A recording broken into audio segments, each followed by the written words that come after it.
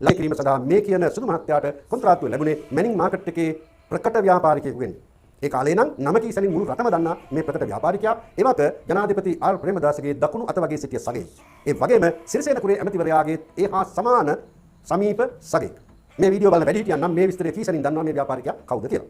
මෙන්න මේ කියන ව්‍යාපාරිකයාගෙන් ලලිත් ඇතුළත් වල ඝාතනය සඳහා කොන්ත්‍රාත්තුව ලැබෙන්නේ සුදු මහත්තයාට නෙවෙයි චින්තක අමරසිංහ.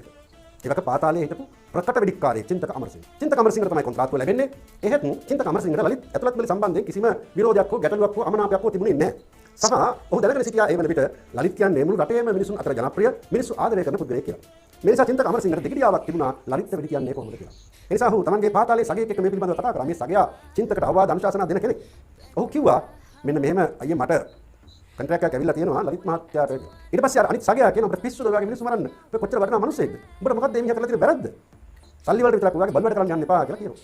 මේ සාකච්ඡාවේ ප්‍රතිඵලයක් වශයෙන් චින්තක අමරසිංහ මේ කොන්ත්‍රාත් එක බාර ගන්න බෑ කියනවා. ඉන්පසුව තමයි මැනින් මාකට් එකේ අර කී ප්‍රකට ව්‍යාපාරිකයාගෙන් ජනාධිපති ආර් ප්‍රේමදාසගේ සහ සිරිසේන කුරේගේ උග්‍රතම ගෝලයෙකු මේ ව්‍යාපාරිකයාගෙන් මේ කොන්ත්‍රාත්තුව